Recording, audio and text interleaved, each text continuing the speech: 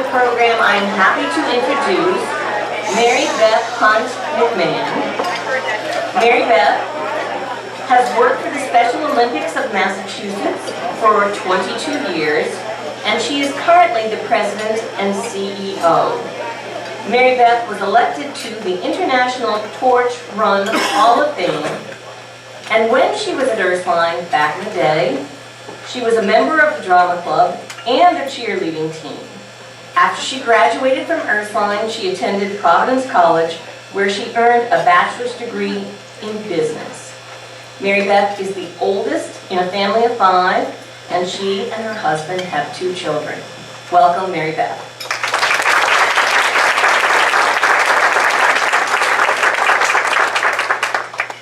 Okay, I feel bad, whoever these are, if I take them, I apologize. I entered Ursuline Academy as a freshman. I'm the oldest of 5, as Mary Jo mentioned, and my brother David always said I was the goody 2-shoes of the family and did not break the ice well enough for my parents. So he had to break it, and he broke it well. I was not the A student. I had to do a lot of work to maintain the grades, and it was hard work, but it was good work in all. I came on the school bus from Millis. That was actually the Severian bus, which I just understand no longer exists, probably for many reasons.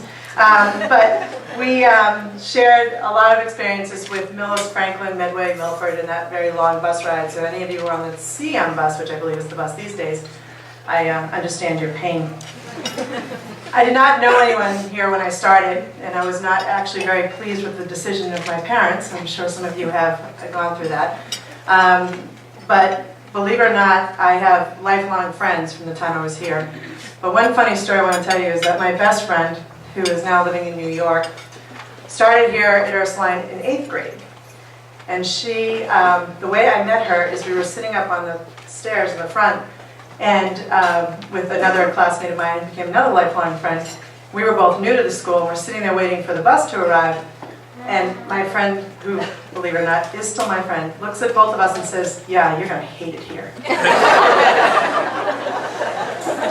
was the first thing she said to me. That's how I met her. One of those friends, his daughter actually goes here, so clearly she enjoyed her experience here. And Carrie's 2 daughters would go here as well. And Mary Jo knows who she is and is probably not surprised by that story at all. I was involved in the drama club, the yearbook, and was a cheerleader for Severian, which I understand now you have a dance team and not the cheerleading. I traveled abroad to Greece with Sister Ursula, who is a fond memory in my world here. Sister Ursula and I got along extremely well. And actually that trip to Greece was the first time I think I'd ever been away from my family, and it was the best trip, really, of my experiences here in Ursuline. I entered Ursuline as sheltered oldest child. And believe me when I say that, I have a very large family. No one's left the city of Boston. And I left Ursuline, though, confident to enter the world away from them, away from friends, and onto college. They say hindsight is 20/20, and believe me, at my age, I can truly tell you it is. You're about to complete your 4 years here, and most likely are about to embark on another 4 years at another institution. Cherish those, as you will wonder where the time went. And you will also wonder why, when you look back, you were so stressed out. Because believe me, it ends up being one of the most carefree and enjoyable times of your life. I went to Providence College and thoroughly enjoyed it. And 2 of us from Ursuline went at that time, and Molly ended up becoming my college roommate, along with Mara McCarthy, the other Mara McCarthy. And we are all now lifelong friends again. So it is a small world, believe it or not, and you will be connected to your Ursuline Academy and your college academy for years to come. It was at PC that I experienced Special Olympics for the first time. I tell people I actually celebrate 30 years in Special Olympics this month, actually in April. And I always tell people I started when I was 2. But the reality is I wasn't. I was a freshman at Providence, and as part of my work with the chaplain at the school, they had Special Olympics, and really had no idea what I was doing, but as a freshman I wanted to get involved, serve, volunteer, get involved, and get to know your school. That's really what I took that motto from Ursuline and went head on into Providence with it. I probably organized the worst Special Olympics event Special Olympics Rhode Island had ever seen. However, it was one of the best I had ever experienced in my way because I got to meet Special Olympics athletes for the first time. People ask me all the time, you must have a familial connection. I did not. I still don't. But I have a family of millions of athletes across the world now because of my experience with Special Olympics. PC is the most active college there is when it comes to Special Olympics. Second is Villanova, where I understand many people are going. So believe me, I'll get your names and numbers and pass it on to Villanova. And those of you that are going to Providence, which I understand there's at least one, I'll take your name and number as well. The Special Olympics program I started as a freshman ended up becoming an official club on campus. It is considered the model program for Special Olympics development nationwide.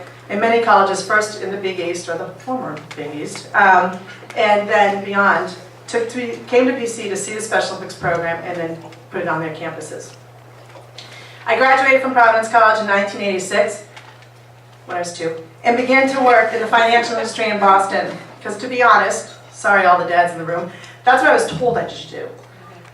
I was going to be on, go into business, do the thing, get everything happening. That was what my dad told me I should do since I was born. So I did that, to please Dad, and happily went along my merry way into the financial industry. I, however, continued to volunteer at Special Olympics here in Massachusetts. And while here, I was kept getting pulled in deeper and deeper and deeper into Special Olympics. And in 1991, the heart finally won out over the head. I took a full-time job at Special Olympics Maryland and went on to work in DC, Northern California, Nevada, and now back home. I worked for the World Games in Minneapolis, Connecticut, North Carolina, Alaska, Ireland, China, and Greece. And just welcomed in January 5 of our athletes back from South Korea.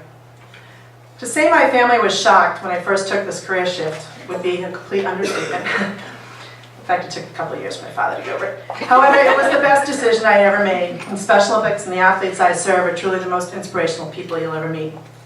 They look at the world every day in such an uninhibited way, and they wake up every morning knowing life is good. We should all be so lucky. I also worked for one of the most incredible women in the world, Mrs. Eunice Kennedy Shriver, who was the hardest person I ever worked for, so impassioned to what she believed. It is because of her, individuals with intellectual disabilities are in our world every day. They are no longer sheltered in institutions, but they are out being told just because they're different does not make them any less able. She had very high expectations, and there was never any doubt that you had to meet those expectations. Even when one day she looked at me on an elevator and she said, "Great job writing that manual in English. I now need it in Spanish and French." I said, "Mrs. Shriver, I don't know Spanish. I actually have taken 4 years of French here, so I had a base." She said, "I don't care," and got off the elevator and walked away. She said it with her very well-known accent, and trust me, she got the manual in Spanish and French. Today I stand before you, the President and CEO of Special Olympics Massachusetts, a job I took in February. It was truly a job I didn't realize at the time when I left here, but I always wanted and dreamed of achieving. I cannot say I took the most direct path, but the path along the way has been filled with challenges and successes, all of which I have taken as an education and adjusted the plan as needed. My days at Ursuline allowed a foundation to be built and a confident person to spring. I run a $5 million budget that allows me to provide over 12,900 individuals with sporting programs year-round for free. Ironically, even though I've been involved in this organization when I started 30 years ago, it is only once that I had children involved in sports that I truly understood what free meant. Mary Jo mentioned all of you stars in the area of athletics. I was not one of those stars, drama club cheerleading, remember that? However, my son is, and he's 10. And at 4, he decided soccer became his world. So I wrote a little check for $110 for a Mommy and Daddy and Me soccer. And then had to supply the shin guards, the soccer ball, the cleats, and Mommy and Daddy because he was 4. So I realized at that time how much Special Olympics does for athletes with intellectual disabilities because they actually don't pay a thing. And realized that without Special Olympics, those athletes would never have the equal access to the playing fields that they so well deserve. So I multiplied 4 times 25, it became a lot of money. My daughter then chose gymnastics. not a cheap sport. We rely heavily on dollar-for-dollar donors and 10,000 volunteers to do all that. I manage 24 staff members, both part-time and full-time, and I believe I work with one of the most incredible teams. Yet still every day I'm inspired by the athletes I serve. We serve athletes from age 2.5 to 101. Yep, I said 101.